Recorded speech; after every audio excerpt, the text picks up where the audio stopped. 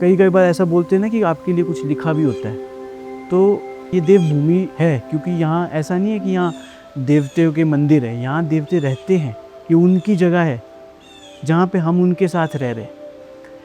मैं उनके लिए बहुत थैंकफुल हूँ कि मैं इस पाथ पे चल पड़ा। इस पाथ पे चले तो पता लगा कि नहीं यार, अपने घर को देखो, हमारे पास क्या है। पर हम तो अपनी वैल्यू भूल चुके हैं, हम कुछ और ही कॉपी करने की कोशिश कर रहे हैं। Only one industry, building industry, 40% carbon emissions का कंट्रीब्यूटर है। सीमेंट कहाँ से आ रहा है? ये टाइलें कहाँ से बन रही हैं? Generation to generation hereditary disease हो जाती है। जो लोग उन फैक्ट्रियों में काम करते हैं, वो एरिया का पूरा एयर क्वालिटी ख़राब हो जाता है। नीचे नीचे जो हमारे गांव और जो शहर हैं, वो सारों में पानी बहुत रैपिडली बढ़ रहा है। वो तो डूबेंगे ही डूबेंगे। यहाँ पे हमारे लिए और प्रॉब्लम है, फ्लैश फ्लड्स, कहीं भी बादल फटना, कहीं से भी लैंडस्लाइड होना।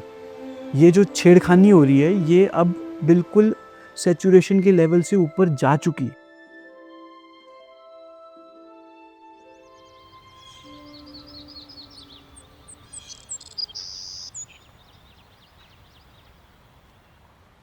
मेरा नाम राहुल भूषण है। मैं पैदा शिमला में हुआ हूँ और लकीली मैं हिमाचल के हर अलग अलग पार्ट में ग्रो हुआ हूँ। तो सोलन में रहे, कांगड़ा रहे, कुल्लू रहे, और अभी मैं एक नॉर्थ करके एक फाउंडेशन चला रहा हूँ जो कि नग्गर में है। हम एक आर्किटेक्चर स्टूडियो हैं। हम एक क्राफ्ट रिवाइवल मूवमेंट की तरफ को हिमाचल को ले जाना चाहते हैं, और फ्यूचर में हिमाचल कैसे ग्रो करे, उसकी डेवलपमेंट कैसी होनी चाहिए, उसकी तरफ रिसर्च भी कर रहे हैं, एक्सपेरिमेंट्स कर रहे हैं। शायद जब मैंने स्टार्ट किया था उस टाइम मेरे घर वाले भी सोचते थे कि कहाँ जंगल में जाके अकेला क्या करेगा। उनको बड़ा शुरू में डर भी लगता था उनको कि यार गवर्नमेंट जॉब ली होती तो बढ़िया था। पर मुझे वो एक यकीन था कि नहीं यार, हम एक ऐसी चीज़ बनाएंगे जो कि सिर्फ ऐसा नहीं है कि वो एक मीनिंगफुल वर्क होना चाहिए, पर वो लोगों को सस्टेन भी करे। काफ़ी सारे प्रोजेक्ट्स मैंने पहले ना सिर्फ डिज़ाइन के किए कि मैं लकड़ी पत्थर में लोगों के लिए घर बना के दे रहा था, पर उसमें एक प्रॉब्लम आ रही थी कि वो कन्वर्ट नहीं हो पा रहा था, क्योंकि ये सिर्फ डिज़ाइन पे नहीं हो सकता। इसके लिए आपको साइट पे जाके कारीगरों के साथ मिलके इनोवेशन करने की ज़रूरत है। तो हमने धीरे धीरे एक स्टेप उठाया कि हम इसको खुद ही बनाएंगे। तब ये टीम्स मेरे साथ, मैंने अपनी इन हाउस कारीगर टीम्स बनाना स्टार्ट करी, और हमारा पहला प्रोजेक्ट था धज्जी कैबिन।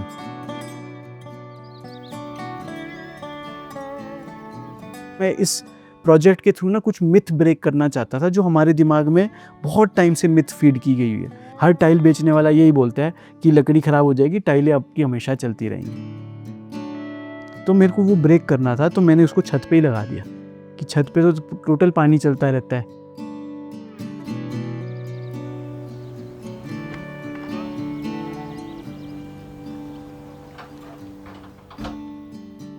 आप उस घर के अंदर घुसते हैं, आपको ऐसी फीलिंग आती है कि आप ट्रैप्ड नहीं हो। उसके अंदर वो ब्रीदेबिलिटी है, एक लकड़ी और पत्थर की एक खुशबू है, मिट्टी की वो एक खुशबू है उस घर में।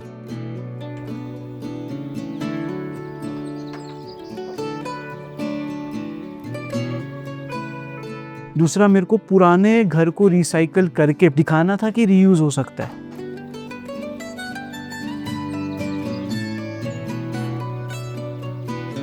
एक घर था खुला हुआ ऑलरेडी, उनके पास वो वेस्ट हो रही थी लकड़ी, उस लकड़ी का यूज़ करके धज्जी कैबिन बनाया, और वो अभी भी चल रहा है और वो आगे भी चलता ही रहेगा।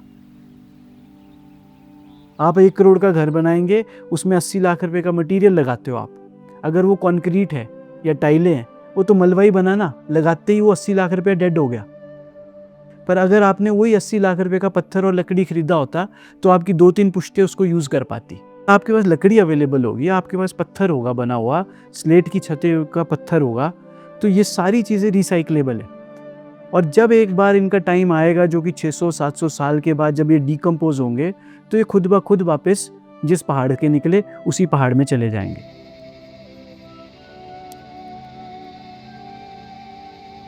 ये हमारा एक रीसेंट प्रोजेक्ट है, इसका नाम है रास होम्स, और ये यहाँ पे कुल्लू में राजीव शर्मा जी हैं, उनका एक घर हमने डिज़ाइन किया था। And I am very excited about this house because it has lot of elements जो हमारे पुराने आर्किटेक्चर के थे, पर उनको एक थोड़े नए तरीके से हमने देखने की कोशिश की है। जब हमें ये प्रोजेक्ट आया था ना घर का, जो कि काफ़ी बड़ा घर है वो, मतलब हम तो उसको बोलते हैं कि नग्गर कैसल के बाद वो होगा कुल्लू का एक बेड़ा। उसमें हमारे बुज़ुर्गों की सिखाई हुई सीख भी है और एक जो मॉडर्न एमिनिटीज़ और एक मॉडर्न लाइफस्टाइल की डिमांड है वो भी उसके अंदर बहुत अच्छे से मर्ज हो रही है। तो ये घर हमारे लिए एक इंस्पिरेशन की तरह ही है कि ताकि लोगों को इंस्पायर कर सकें कि किस तरह के घर बनने चाहिए पहाड़ों में और ह्यूमंस के लिए।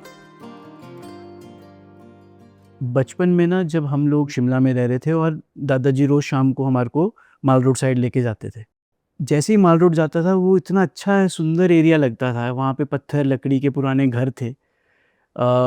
एक बहुत ही अच्छी उसकी एक प्लानिंग लगती थी, मतलब कि कोई बिल्डिंग ऐसे ओवर पावर नहीं कर रही है, 4-4 मंजिलें 5 ऐसी ऐसी चीज़ें नहीं लगती थी, वो बहुत ही बैलेंस्ड डेवलपमेंट लगती थी।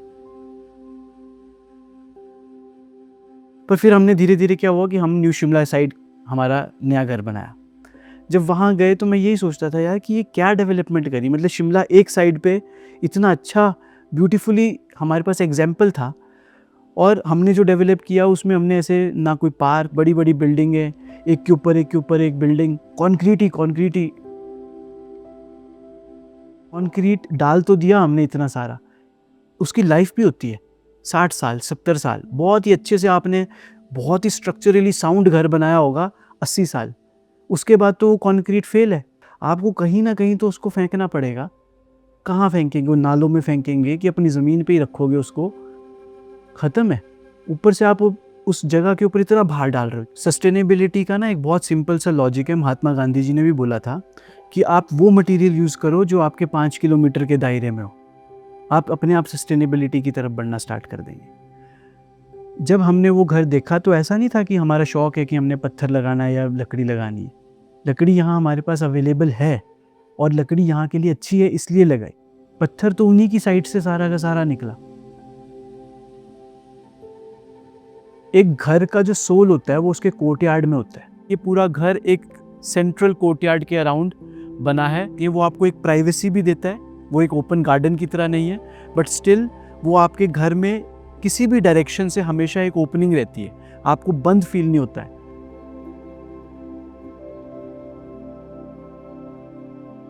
जब स्लेट की छतों पे बारिश गिरती है, स्लेट की छतों के ऊपर आप चल भी सकते हैं, वो जो फीलिंग है वो बहुत ही एक अलग फीलिंग है और ये नेचर के साथ जुड़ी हुई एक चीज़ है जो कि आई थिंक हमारे लिए बहुत इंपॉर्टेंट है।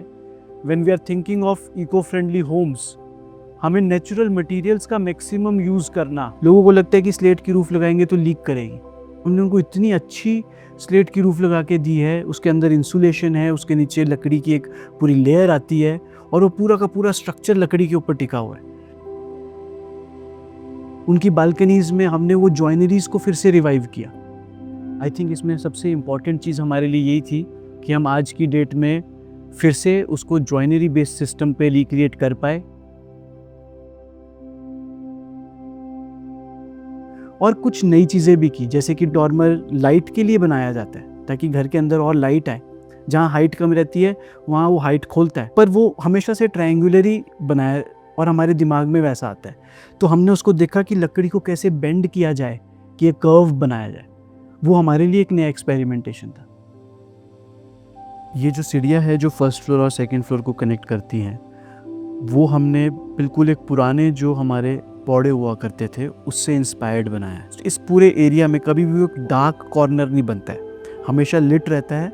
एंड इसमें हमने एलिमेंट्स भी यूज़ किए इंटीरियर में जो कि कुल्लवी पैटर्न्स को और हमारी जो पट्टी होती थी फूल वाली उसके पैटर्न्स को हमने एक बढ़िया बड़े लैंडस्केप पे लगा के उसको यहाँ पे आई थिंक दर्शाने की कोशिश भी की थी। किचन एक हार्थ ऑफ द स्पेस बनता है, मतलब दिल है पूरे घर का। तो सबसे अच्छा उसके लिए एक एनवायरनमेंट क्रिएट करना बहुत ज़रूरी था हमारे लिए इस प्रोजेक्ट में और हमने उसका ध्यान भी रखा है। It becomes not just a working area but it becomes a very nice common area for also to relax, to work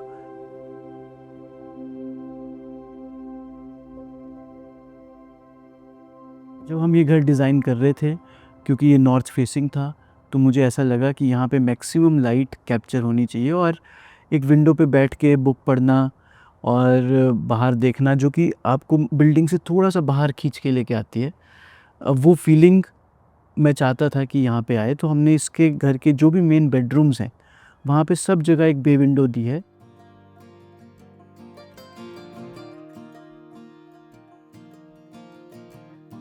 जहाँ हमारे मेहमान आके रहते हैं, वो बहुत इम्पोर्टेंट जगह होती है घर की।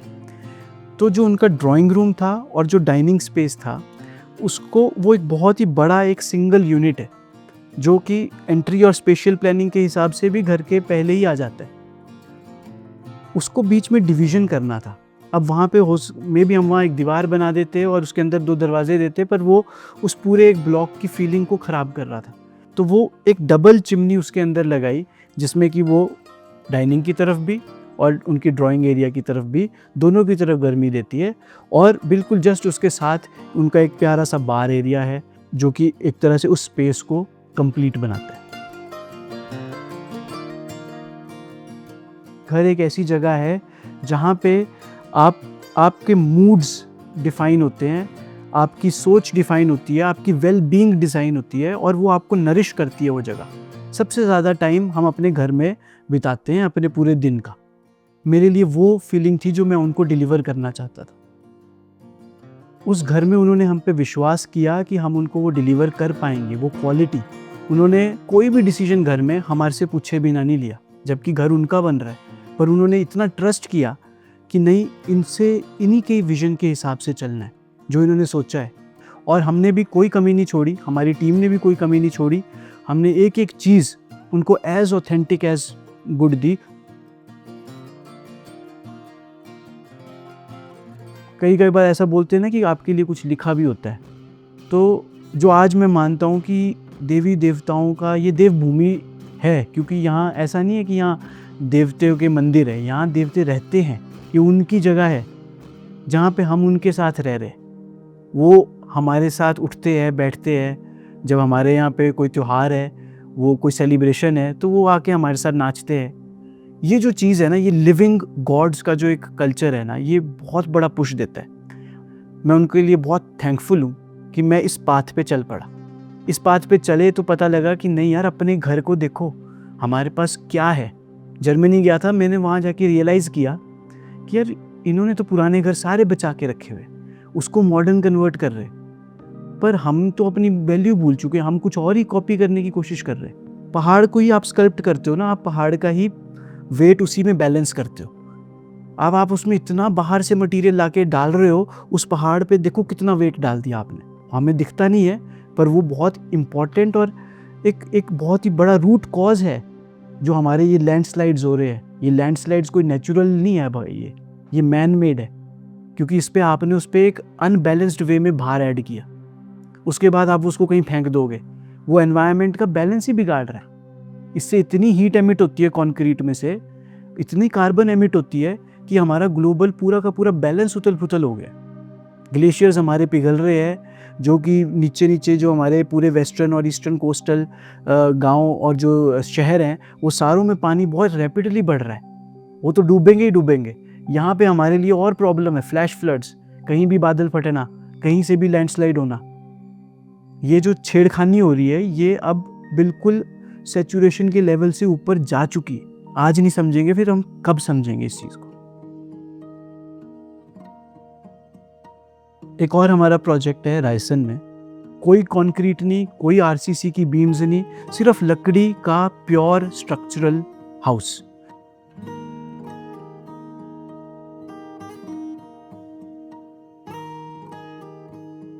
हमारे को ये लिमिट लगती है शायद कि लंबे ऊंचे मकान नहीं बन सकते लकड़ी पत्थर के, जबकि हमारे पास चैनी कोठी जैसे इतने अच्छे एग्जाम्पल हैं। तो मुझे वो चीज़ फिर से प्रूव करनी थी कि ये बन सकता है। और हमारे पास लकड़ी भी थी ऐसे 30-30 फुट लंबी। कहीं पे हमें पता है कि एक्सटीरियर में लकड़ी जा रही है, वहाँ कौन सी लकड़ी यूज़ होनी चाहिए जो कि वाटर रेजिलिएंट है ज़्यादा। तो हमने लकड़ी को भी उस तरह से डिवाइड किया, अलग अलग जगह क्राफ्ट्समैनशिप करी। और इसमें सिर्फ मेरा ही माइंड नहीं लग रहा था, जितने भी कारीगर थे सबके साथ मिल बांट के इस चीज़ को सोचा गया।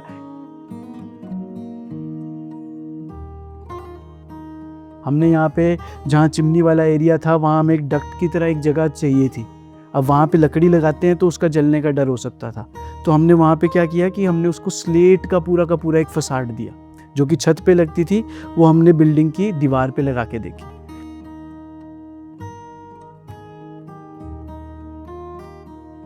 और उसके बाद क्योंकि ये हमारा अपना पर्सनल था, प्लेग्राउंड था, तो हमने यहाँ हर तरह के एक्सपेरिमेंट किए। इसमें ज़ीरो वेस्टेज का कॉन्सेप्ट भी बहुत इंपॉर्टेंट था। मतलब जो भी लकड़ी के कट पीसेस थे वो हमने कहीं बाथरूम्स में पैनलिंग की, कहीं हमने फ्लोर्स में पैनलिंग करी, कहीं हमने उसको छत के जो नीचे ये जो आपको दिखते हैं सीलिंग जो होती है उसके लिए हम नई लकड़ी यूज़ करते हैं, हमने उसके अंदर यूज़ करी और वो बहुत ही सुंदर लगता है। कोई लकड़ी थोड़ी लाल है, कोई थोड़ी सी येलो, कोई थोड़ी काली, पर उसका जो टेक्सचर आ रहा है वो बहुत ही अच्छा है।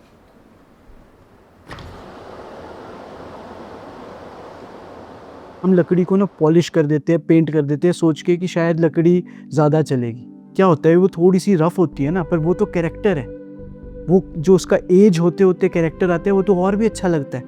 तो हमारा ये बहुत इम्पॉर्टेंट एक पॉइंट था कि हम लकड़ी को पॉलिश नहीं करेंगे, हम उनकी ऑयलिंग करते हैं लिंसीड ऑयल के साथ या टंगस्टन ऑयल के साथ। और फाइनली जहाँ आपको बहुत अच्छी फिनिश चाहिए वहाँ आप जो मधुमक्खी का हमारा वैक्स होता है, बीज वैक्स, उसके साथ उसको रबिंग करके उसकी पॉलिशिंग करेंगे तो वो एक बहुत ही अच्छी पॉलिश का आपको इम्पैक्ट भी देती है, बट वो लकड़ी को ब्रीदेबल भी रहने देती है। पेंट क्या करते हैं ना, उसको बंद कर देता है, लकड़ी सांस नहीं ले सकती। तो जो उसके फ़ायदे थे, जो उसकी बेनिफिट्स थे, वो हमारे को नहीं मिलते। इसीलिए लकड़ी को कभी भी पॉलिश या पेंट नहीं करना चाहिए।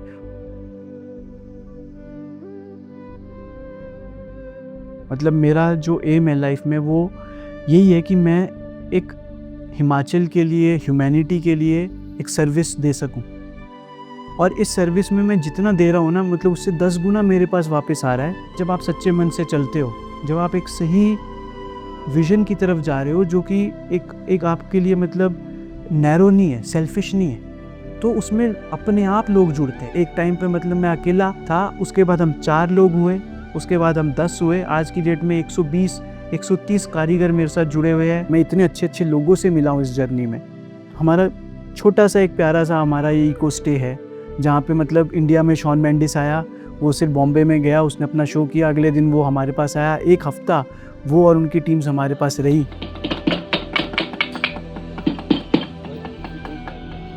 मैंने उनको सारे मंदिर घुमाए, पुरानी स्टोरियाँ सुनाई, देवी देवताओं के बारे में बताया और अपनी हमारे यहाँ की कला के बारे में बताया। शायद उसके मन में जब भी वो इंडिया के बारे में सोचेगा उसको बॉम्बे का अपना शो याद आएगा और हिमाचल का हमारा कल्चर याद आएगा। अलग अलग फील्ड से लोग आके हमारे साथ जुड़ रहे हैं और एक बहुत ही सपोर्टिव और हेल्पिंग काइंड ऑफ भावना के साथ लोग आते हैं।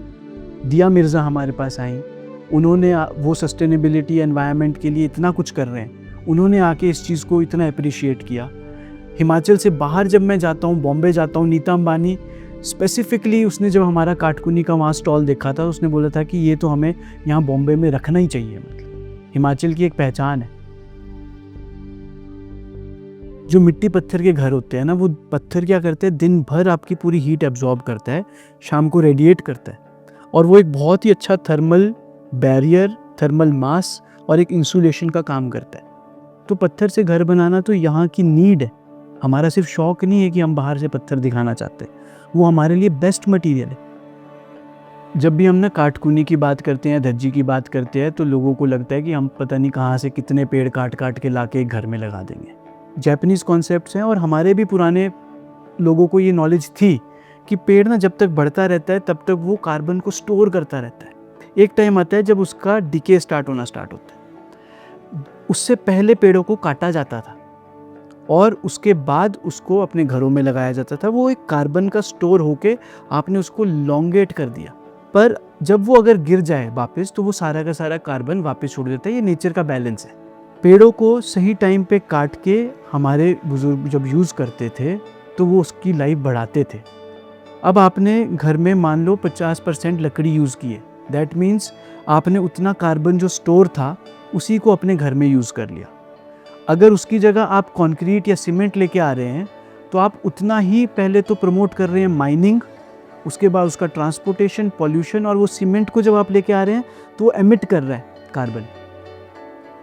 अब आप बोलेंगे कि कार्बन क्या है? कार्बन ही सबसे मेन चीज़ है जो हमारे एनवायरमेंटल बैलेंस को मेंटेन करके रखता है।